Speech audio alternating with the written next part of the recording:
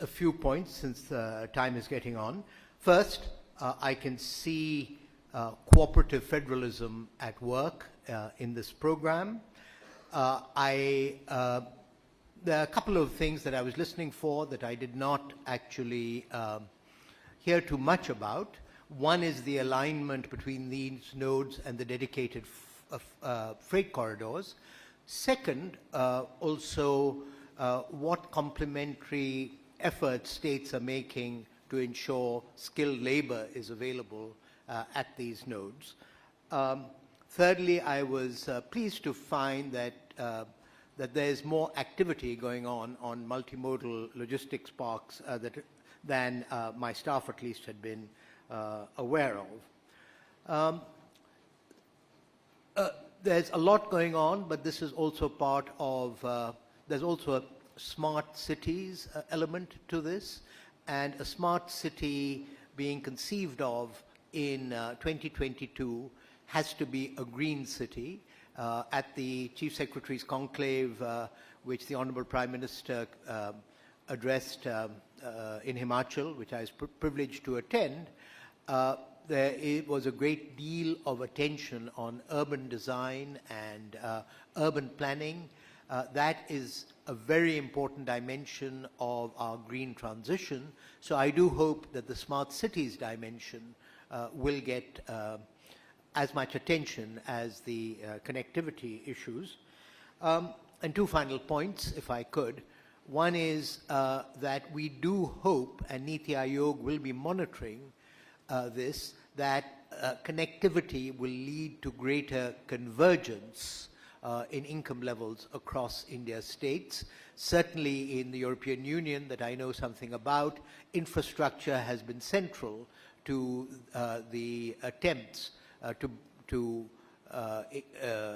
narrow the income gap between states. And finally, NITI Aayog very much exists to work with states, and I've heard some of the issues that state ministers have raised, and I do hope in our interaction with chief ministers and chief secretaries, you will make use of us to address some of the issues that concern you in this area.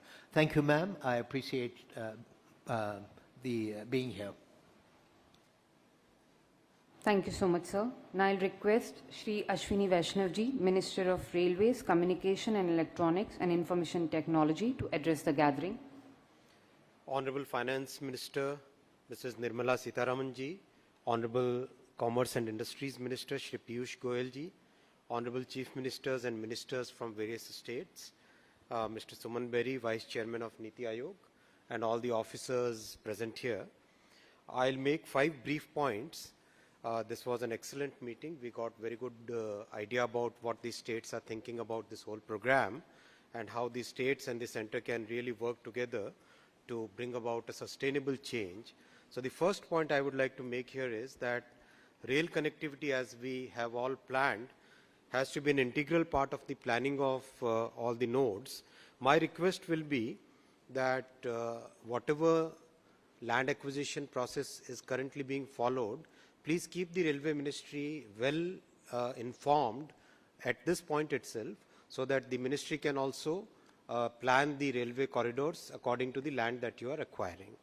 The second point on railway will be that we are developing a new generation regional rail, which will have very fast acceleration, and it will require very little land acquisition. So that train will be, it's being designed now and getting manufactured in coming next few months. By coming April, next year April, that train will be ready, and then that train can be replicated at many places. So keep that as part of your planning exercise. Third point on the trains will be that by end of next year, we would also have our first hydrogen train designed in India. And given the fact that environment is a very important factor now in all the planning for manufacturing, so please keep that also in the plans. I'll come to the second point. As we very rightly noted, optical fiber connectivity will be a very important part of the entire planning exercise.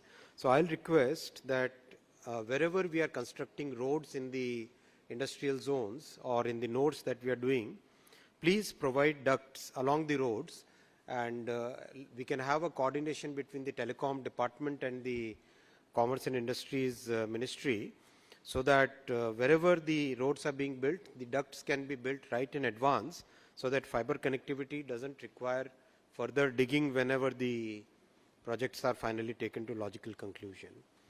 The third point is about telecom towers. Unlike the 4G and the previous generations, 5G will require a lot more telecom towers, almost 7-8 times more than the 4G number of towers which are required, because these are going to be smaller cells.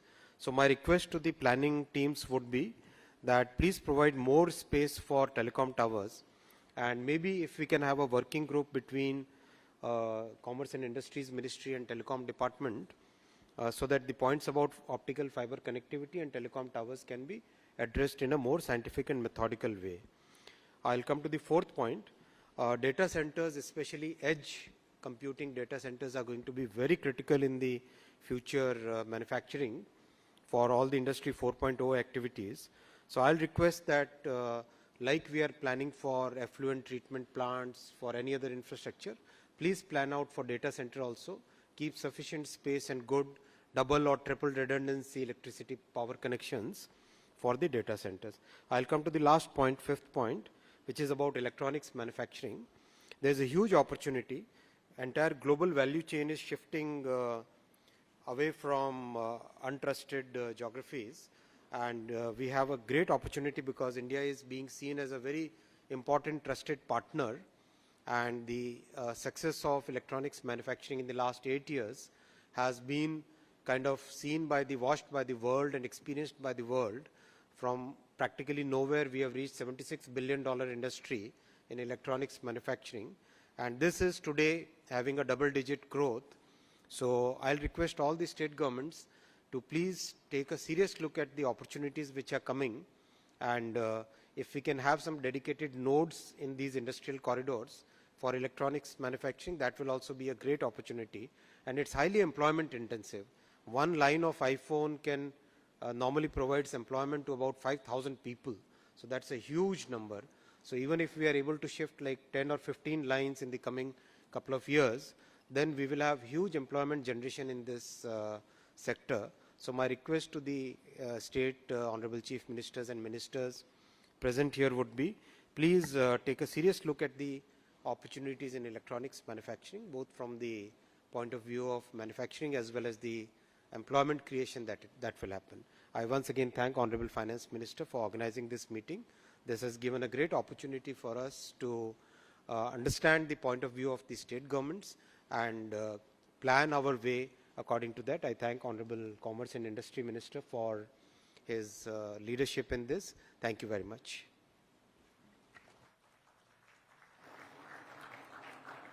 Thank you so much, sir, for addressing us. Now I'll request Shri Piyush Goyal ji, our Honorable Minister of Commerce and Industry, Consumer Affairs, Food and Public Distribution and Textile, to deliver his keynote address. Thank you very much. Honorable Minister for Finance and Corporate Affairs, Srimati Nirmala Sitharaman ji, Honorable Minister for Railways and Telecom, Information Technology, Shri Ashwini Vaishnav ji, the Vice Chairman of the Planning of the Niti Aayog, Shri Suman Beri ji, my colleague, Secretary, Department for Promotion of Industry and Internal Trade, Shri Anurag Jain ji, my colleague, Special Secretary, Logistics, Shri Amritlal Meena ji, all the distinguished chief ministers who have joined us online, all the distinguished ministers who have joined us physically here and many have joined us online, officials from the central and state government, friends. Truly delighted to be a part of this engagement where we are discussing the progress made on the various NICDIT projects and the way forward. this will ultimately be a defining moment for India as we move towards an Atmanirbhar Bharat, where we are looking at industrialization as a stimulant for economic growth, job creation or work opportunities being created for all levels of workmen, skilled and semi-skilled or unskilled, executives, management and other professionals. And my own sense is that this effort of NICDIT will have a domino effect on the development of a nation as a whole. If India has to progress, I think India will have to progress in remoter parts of the country, not just in the cities. We'll have to see some significant progress in aspirational districts. We'll have to see the eastern parts of India demonstrating faster growth and progress. And therefore, I think the NICDIT projects, the 32 nodes coming up quickly, will certainly help the nation. Many honorable chief ministers and ministers spoke of other areas, newer areas to include in NICDIT, or what's happening on the bulk drugs park or textile parks. I think at the moment we should focus all our energies to make these 32 parks a grand success. In fact, I am getting an idea that if any state has done very good work in these projects, they should also be given recognition when we are deciding the textile park or bulk drug parks or medical devices parks. So I think I'll have an assessment of that also done to dovetail the development of progress on these parks while finalizing the parks by the Pharma Ministry or by the Textile Ministry. Because I think demonstration of your intent and the speed with which you work on these projects will give us the confidence that if more parks are allotted to you, they will also be taken up with earnestness and sincerity. I've been going around the country holding investor conferences to try and attract business towards the NICDIT projects and nodes. We already have 4 up and running. I have a few suggestions for all the states. For all the projects that have already come up or that are coming up, we must look at attracting investors quickly. Just setting up an industrial park with modern plug-and-play infrastructure, 24/7 power, common effluent treatment facilities, multimodal connectivity, single window clearance, integrated city planning, good labor laws, all of this is great. Some of the feedback we saw from the stakeholders who have already invested there was very, very exciting. But ultimately, we need to get all these lands taken up by industry or other sectors, projects to come up, jobs to be created, investment to happen, because that truly is the success of this whole project. And therefore, I would urge all the states and officials involved in this to see how quickly we can have roadshows, both by the central team and at the state level also, encouraging industry to invest faster and much more, and make sure that the lands get allotted quickly. Of course, please make sure that people don't squat on the land, assess their requirements, assess the jobs that will be created by use of the land, monitor that, and possibly keep a clause that if the land is not put to good use, at least with milestones along the way in the next maybe 2 or 3 phases that one can hold on land to. We should not allow anybody to squat on large pieces of land. Secondly, we must try to keep the pricing reasonable and look at newer ways of giving out land. There could be lease model, there could be payment options, there could be longer payment terms, either at no interest or at reasonable cost of interest, maybe linked to the G6 or government borrowing rate, so that end of the day we make land affordable, reasonably priced, and attract more investment to the country. I have a very good example in Madhya Pradesh, where they are giving land to attract the IT industry at only 80,000 rupees per acre per year as lease rent. Now 80,000 rupees per year for an acre of land is almost like giving away the land for free.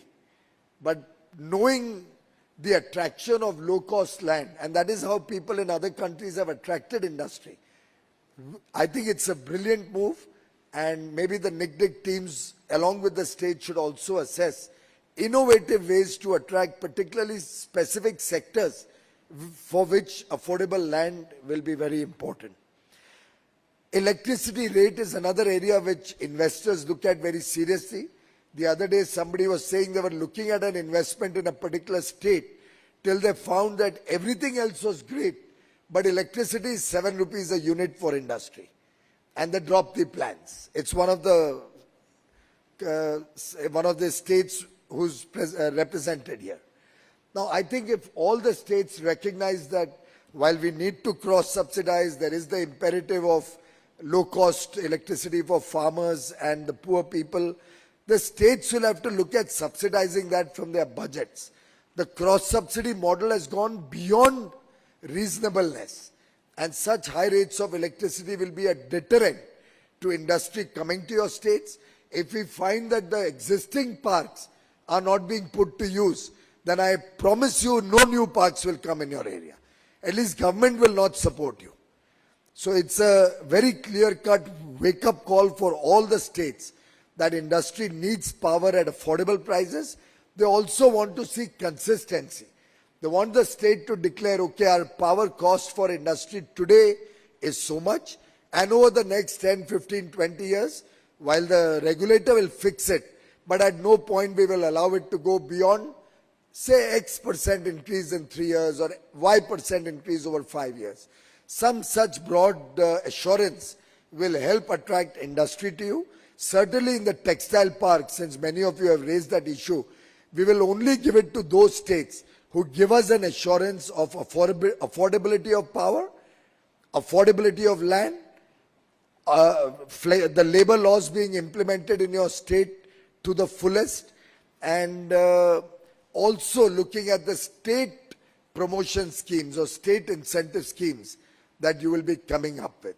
So without taking too much time, I think the broad and important points I've tried to make, but I would agree with both the earlier speakers. Sumanji, who spoke about this being a very good example of cooperative and competitive federalism, both actually.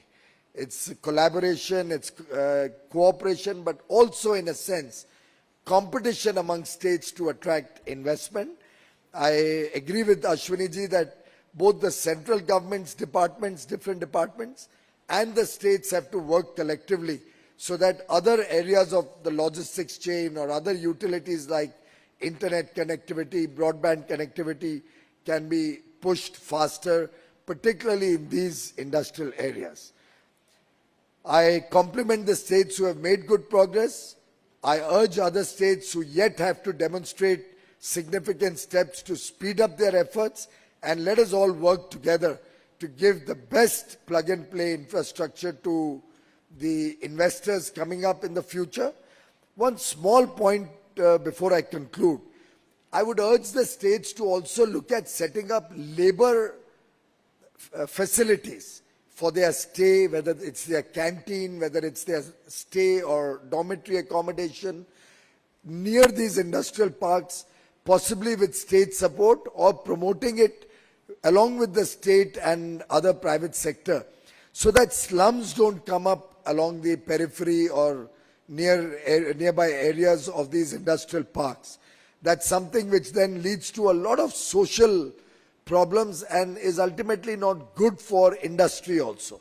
So I would urge all the states, either in partnership with the local industry or with other developers, to devise schemes so that good, affordable labor dormitory accommodation, canteens and all can also come up, and we can save the industrial areas from a future deterioration due to literally slums coming up and creating a social unrest in the area. Thank you very much, Honorable Finance Minister, for your very valuable time and patience to go through all the states. We are very well represented with 6 chief ministers and 7 ministers, 3 of whom have joined us in this meeting today.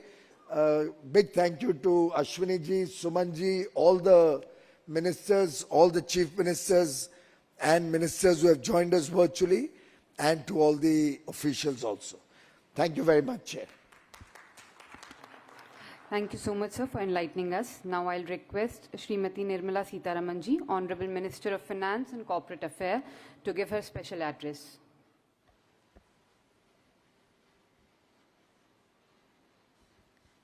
Today we had the first meeting of the Apex Monitoring Authority for the National Industrial Corridor Development and Implementation Trust.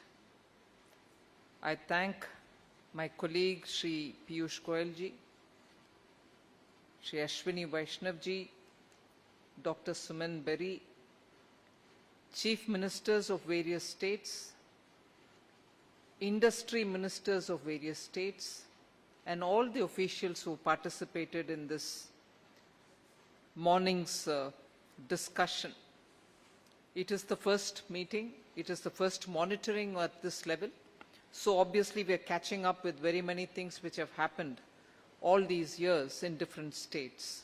So I begin by thanking all the state chief ministers and the state's industry ministers who have actually ensured that the work gets done in the ground and take all the necessary legislative and administrative steps in order that this linking of the country in a better way, creating industrial corridors and making sure that economic activity optimally utilizes all the resources which are being given both by the center and the states. So let me start by saying first that all these 4-5 years we've seen hectic activity happening in these areas. What started with about 3 to 4 states and with some few nodes, today has gone to cover 18 states, and the ecosystem for industrial development activity in the country has taken a different color and speed. A different color in the sense of we've all come out of the regulatory license Raj, so you're looking at far freer, liberalized environment with which industries can grow, and governments, after all, will have to create the facilitation for it. And I think the latest announcement in the budget and through the Prime Minister in the Independence Day speech of last year, that there shall be a master plan, a national master plan in the name of Gati Shakti, which will actually focus to get coherence in the narrative of all the investments being made for various different infrastructure creation. And unless the coherence is brought about in letter and spirit, the optimal utilization is never going to happen. And therefore, it is imperative here for us to understand what kind of resources that we are talking about. National infrastructure pipeline projects are worth over 1,15,000 crores. And this is being envisaged under the Industrial Corridor Development Program. So that's a big amount which is put into this kitty. The other amount which is also worth considering here, so that we understand the importance of optimal utilization, I'm playing on that word. It is important for every rupee to realize maximum value. As a part of the central government's announcement for infrastructure expenditure this year, we've also said that 1 lakh crore in the 22-23 budgets will go to the states for 50 years interest-free, and essentially out of that, 5,000 crores has been earmarked purely for Gati Shakti related investments in the states. This was earlier last year 15,000 crores, which was originally 10,000 crores, was increased within that financial year to an amount of 15,000 crores. And we saw that in that year, 2021-22, the states showed a good appetite to absorb that amount. And that is the reason why we were encouraged to bring in 1 lakh crore this time. Going back to talking about what was 3 to 4 states becoming now 18 states, I also remember it was just Dolera and Shendra Bitkin when I was in the Commerce Ministry. But now I'm glad to say, under the leadership of Minister Piyush Goyal ji and Som Prakash ji, who is not here, and being guided also by Anurag Jain, the Secretary, this has now become 32 nodes in about 11 industrial corridors. So this is a rapid scaling up, spreading over so many different states, and as a result there should be a greater cumulative benefit that we can derive out of it. I actually, with due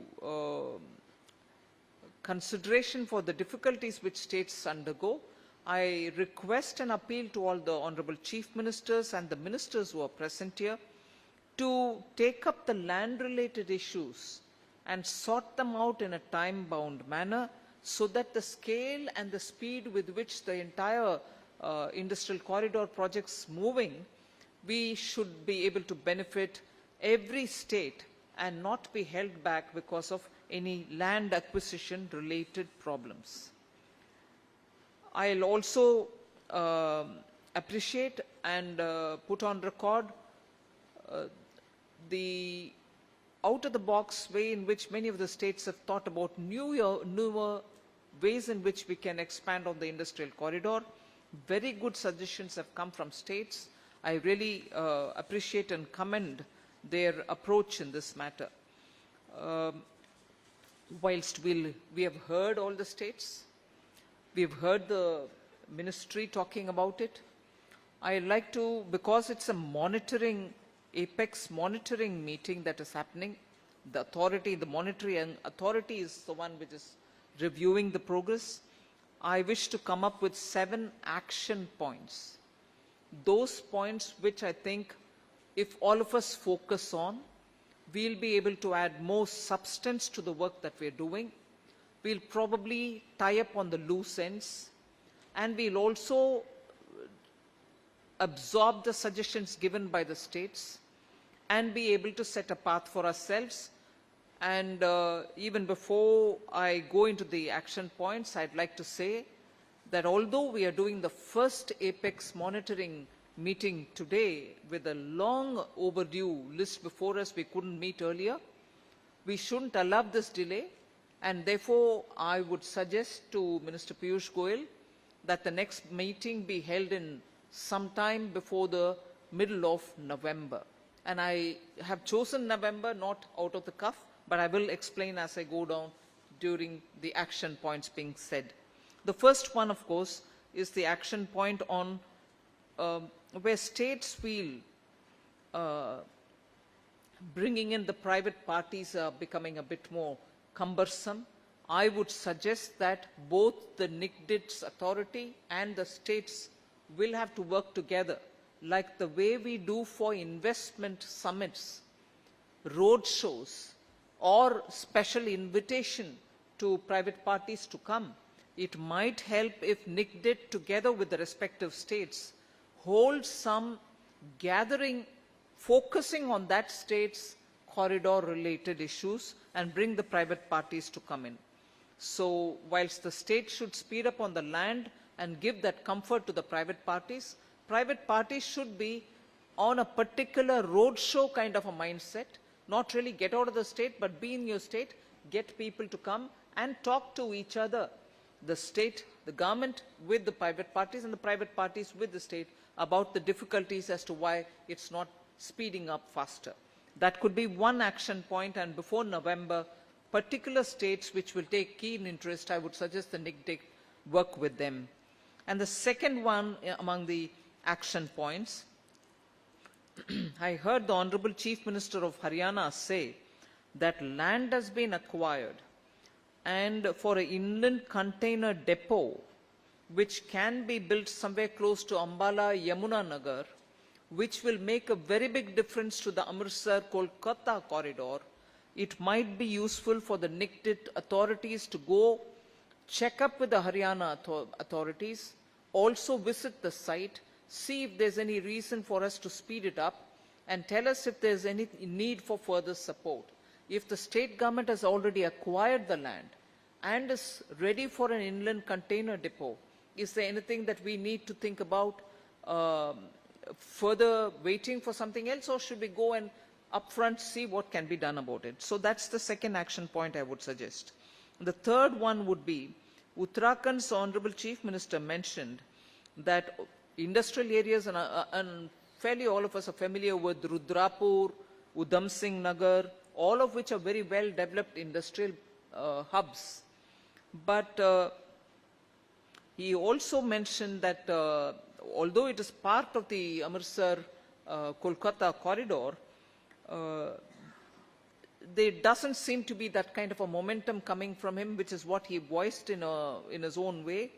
I would think a quick report on what actually is that leg of the corridor doing, Amritsar to Kolkata, particularly the Uttarakhand stretch. It could help us to get a picture. So if that can be taken up. Then comes the question, the fourth point I think is, if Minister Industry from Bihar said that Kushinagar Airport, given also the consciousness that Bihar actually supplies a lot of skilled workers in most of the textile hubs, he took the name of Tirupur and many other places, and also said Mitra, which is the industrial, mega industrial park for the technical textiles and for apparels. If there can be some possibility of understanding if that is actually workable, a suggestion. Kushinagar giving you the airport comfort, Bihar giving you the land comfort, Bihar also giving you the textile skilled workers support. Is there a chance for a Mitra to be located there? Although the minister constantly referred to only garments, industrial textiles and apparels are the only ones which are covered under the Mitra. But never mind, it might be worth a while to study if there's a feasibility coming up there. And I'm glad to hear from the minister about the Gaya forest land related issues which he's sorting out. I then go to the next point which I want to specify, and I did have a quick word with Minister Piyush Goyal as we started earlier. For some reason, and I got the explanation that it is because of time constraints, the three corridors, all coming from the south, Visakhapatnam, Chennai, Bangalore, Delhi,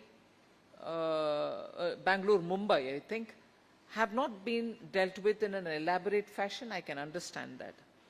But the Chief Minister of Karnataka and somewhat even Maharashtra, when speaking, also spoke about the nodes linked to those corridors, about which we have not heard much. And also because those corridors also link up with the seaports, whether it is Krishnapatnam, whether it's Visakhapatnam, whether it is Chennai and Ennore, which is a newer port. There are a lot of node-related issues which I would like to understand. And even more, the industry minister from Andhra Pradesh spoke about the Koparthi and Kadapa nodes, even as we listed Krishnapatnam in a way. So I would suggest that the Minister Industries, Shri Piyush Goyal ji, do a specific separate assessment of the three, Visakhapatnam, Chennai, Bengaluru, where again Tumkur is a node about which the Chief Minister spoke also, and the corridor coming from Bengaluru towards Mumbai. So it might be interesting. Digi is also the port there, about which the DMIC will have to be worried about which the Honorable Chief Minister Maharashtra spoke. So a special review be done for the three southern linked corridors and their nodes as another action point which I would suggest. I move on to the next action point, where I suggest, and I would like Minister Industry also to look at the purpose with which I'm saying this. Niti Aayog should undertake a quick study, because now I see a lot of activities which are happening, all of which will have to come under the umbrella of Gati Shakti. Industrial corridors are being talked about, rightly, because we are reviewing the NICDIT. Freight corridors are also happening all over the country. Defense corridors are also happening, and good success is seen in UP of the defense corridor. UP also spoke, Honorable Minister Nandgopal Gupta ji also spoke about expressways now becoming the signature of UP. 3 major expressways all announced within the last few years.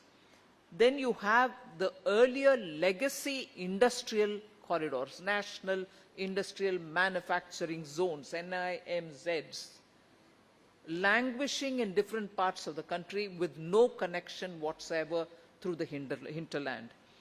Then you also have the recent announcements of PLI-based, yes, there are some investments happening in some parts, but they are major. You also have the medical and pharma hubs coming over. Then the logistics parks, which have already started taking up their role. I would like the Niti Aayog, very quickly, Dr. Berry, if you can please lead from the front on it, to before the end of October, which means I'm just giving you strictly 90 days, to map all this out. Map all this out for us, the industrial freight defense expressway corridors, the former National Industrial Manufacturing Zone, the Mitra parks, logistic parks, medical and pharma hubs, and the PLI. Map it all up and tell us where you see a possibility for greater bringing under the Gati Shakti, PM Gati Shakti. Because even now, as we speak about greater bringing under the umbrella of Gati Shakti, I find many of them still lying loose, unconnected. With you mapping it up, we probably will get a better idea of how they can all come into this scheme of things. The last one which I like, I saw the shipping secretary somewhere as a part of the meeting. I can't see him now, but he was there earlier. I'm there, ma'am. Oh yeah, thank you. I understand Minister Sarvanand Sonowal is with the presidential candidate somewhere in the Northeast. So I'd like to convey to you, please list out all the ports, the seaports, which have got some linkage to any one of these corridors. I start with Dighi. The Chief Minister Maharashtra is here. He also mentioned about it. And I remember the initial days of Dighi when I was in commerce. That's a very important step in the final completion of the Delhi-Mumbai industrial corridor. Dighi also should be as progressed in work as much as the DMIC itself. So, Shipping Secretary, please inform your Minister. I'll talk to Sarvanand Sonowal ji myself. I want all those ports which have anything to do with any of these corridors. I took the name of Dighi, linking it with DMSC. I'll take the name of Visakhapatnam for the Visakhapatnam-Chennai corridor. I'll take the name of Chennai and Ennore ports, which are also on an expansion mode in the Delhi-Bangalore corridor. So you have, and also the Kolkata, Amritsar has the Kolkata port. So I would like you to look at every seaport which has a link to all these corridors and give us a report on whether the linkages are happening or are they in a silo themselves without much linkage to the neighboring corridor. It might help us to have a meaningful, I would think, assessment or a monitoring.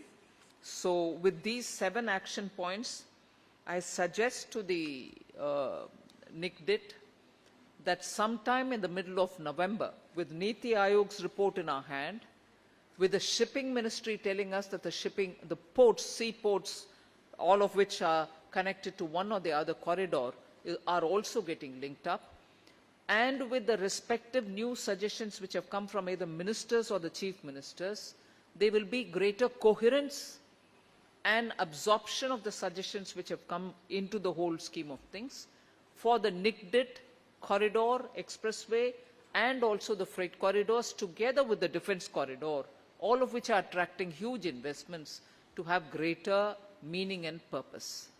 So I thank every one of the participants who have come here today, contributed their bit.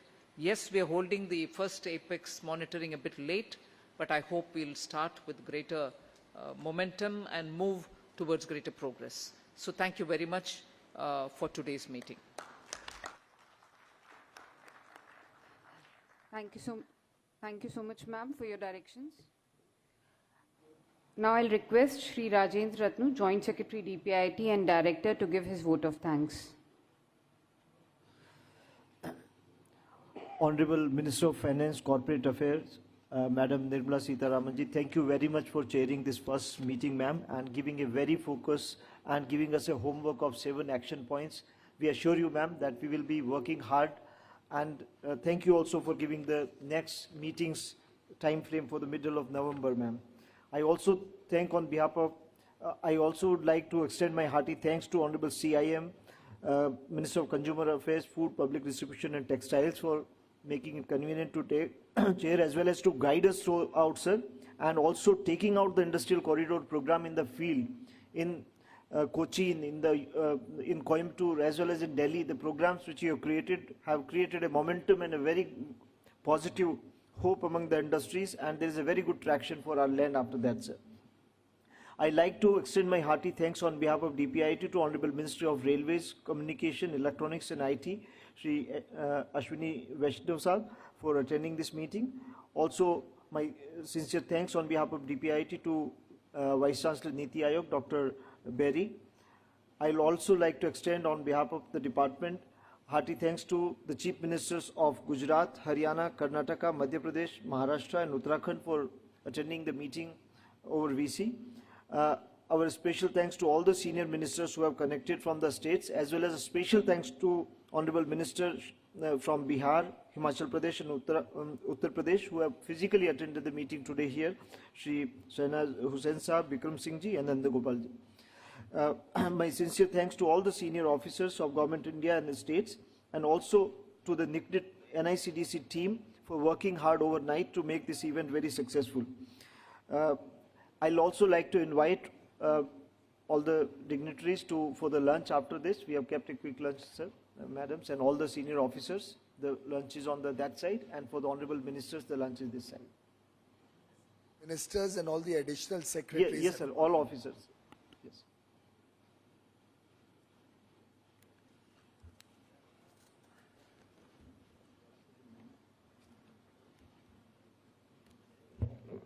Yeah, I'll request the ministers and officers up to additional secretaries to join the lunch towards the right side when you're moving, and all other officers on the left side where we have kept the arrangements on both the sides.